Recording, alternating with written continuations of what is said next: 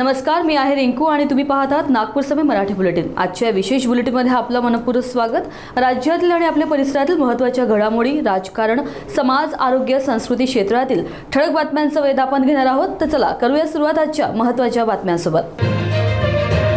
नागपूरच्या ऑटोमोटिव्ह चौकात प्रहार जनशक्ती पक्षाच्या वतीने चक्काजाम आंदोलन करण्यात आलं। शेतकऱ्यांच्या कर्जमाफीसह दिव्यांगांच्या विविध मागण्यांसाठी प्रहार संघटनेचे कार्यकर्ते रस्त्यावर उतरले होते। बच्चू कडू यांच्या नेतृत्वाखाली हे आंदोलन चरणबद्ध पद्धतीने सुरू आहे।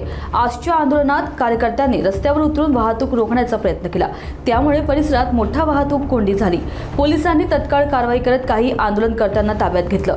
प्रहारच्या कार्यकर्त्यांनी हातात फलक घेऊन सरकारविरोधात जोरदार घोषणा दिल्या। या आंदोलनामुळे नागपूरच्या अनेक भागात वाहतुकीवर परिणाम झाला आहे।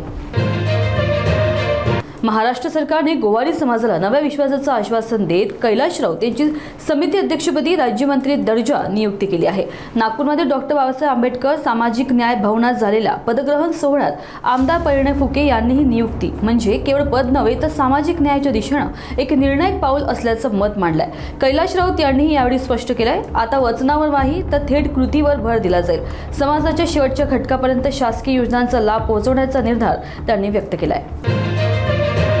नवी मुंबई गुन्हे शाखेच्या अंमली पदार्थ विरोधी पथकाने मोठी कारवाई करत महाराष्ट्र शासनाने प्रतिबंधित केलेला तब्बल 3,77,28,000 रुपये किमतीचा गुटखा जप्त केलाय। या कारवाईत 4 आरोपींना अटक करण्यात आली आहे। गुप्त माहितीच्या आधारे 21 जुलै रोजी कामोठे येथे छापा टाकण्यात आला असून त्यावेळी फरहान शेख राहणार कांदिवली मुंबई याच्याकडून 22,40,000 किमतीचा गुटखा व कंटेनर जप्त करण्यात आलाय।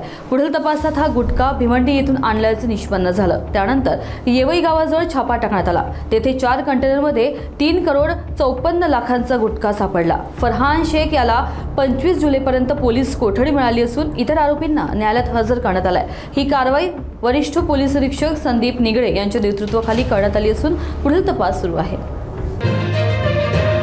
इंजिनियर हर्षल पाटील यांच्या आत्महत्येप्रकरणी जलसंपदा मंत्री गुलाबराव पाटील यांनी स्पष्टीकरण दिलं आहे। त्यांनी स्पष्ट केलं आहे की हर्षल पाटील यांच्या नावावर कुठलंच शासकीय काम नाही आणि कुठलंही बिल प्रलंबित नाही। या प्रकरणावरून संजय राऊत यांनी केलेल्या वक्तव्यावरही गुलाबराव पाटील यांनी निशाणा साधलाय। आता आपण थेट पाहूया गुलाबराव पाटील काय म्हणाले ते।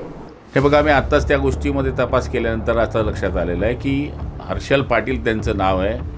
तांदळी तालुका वाळवा इथल्या बाबतीमध्ये ही बातमी आलेली आहे, पण त्यांच्या नावावर कुठलंच काम नाही, त्या योजनेवर कुठलंच बिल पेंडिंग नाही। एखाद्या वेळेस त्यांनी सबलेट काम घेतलेलं असावं, पण त्याची नोंद जिल्हा परिषदकडे नाही। जिल्हा परिषदेच्या शिवूंशी आमच्या कार्यालयातून संपर्क झालेला आहे। मी स्वतः कार्यकारी अभियंत्यांशी बोललेलो आहे। त्यामुळे मला तरी असं वाटतं की त्यांचा या गोष्टीमध्ये कुठलाही संबंध नाही आहे। सबलेट काम केलं असेल तर ते आम्हाला माहीत नाही। संजय राऊतने पहिले तपास केला पाहिजे। अपुऱ्या माहितीवर बोलू नये, बबल्या नीट बोलावं। कुठल्या गोष्टी कशा बोलाव्या त्यांनी ठरवलं पाहिजे। कुठल्याही गोष्टी उठायच्या आणि बोलायच्या याला अर्थ नाही आहे। शेवटी कोणाचा जीव गेलेला आहे तर त्याचा तपास केला पाहिजे। सकाळी 10 वाजता उठायचं, माहिती घ्यायची नाही आणि नुसतं बोलायचं, याला अर्थ राहत नाही। आता या गोष्टीवर मला बोलण्यात काही अर्थ राहिलेला नाही आहे। सगळेच क्लिअरिफिकेशन सगळ्या नेत्यांनी दिलेलं आहे, त्यामुळे आता बाशीकडीला उतारण्यात काही अर्थ नाही आहे। निश्चितपणाने बिलं थकीत केले आम्ही स्वीकारतो ना, इथं विधानसभेच्या सभागृहात आम्ही स्वीकारलं आहे। पण ही स्थिती एकट्या महाराष्ट्र राज्याची नाही आहे, देशाची आहे। आणि 3800 कोटी रुपयाच्या वरती आम्ही आमचा प्रस्ताव वित्त खात्याकडे दिलेला आहे। माननीय मुख्यमंत्री महोदयाशी, माननीय उपमुख्यमंत्री महोदयाशी बोलणं झालेलं आहे। ते काम करणार आहे पुढच्या काळामध्ये, तर त्यामुळे थोडं थांबावं लागेल। इतके कामं जे पैसे दिले आणि पुढचे पैसे मिळणार नाही, पण आता शेवटी सरकार आहे, थोड्या गोष्टी मागं पुढं होत असतात, पण याचा बबाल यांनी करू नये एवढीच आमची विनंती आहे। तर आजच्या मराठी बुलेटिनमध्ये इतकंच। महाराष्ट्रातील प्रत्येक महत्त्वाची आणि विश्वसनीय बातमी सर्वात आधी जाणून घेण्यासाठी जोडलेले रहा नागपूर समय न्यूज सोबत। पहा, जागरूक रहा, कारण इथेच मिळतात सर्वात अचूक बातम्या सर्वात योग्य वेळी। आपली आणि आपल्या कुटुंबाची काळजी घ्या। नमस्कार।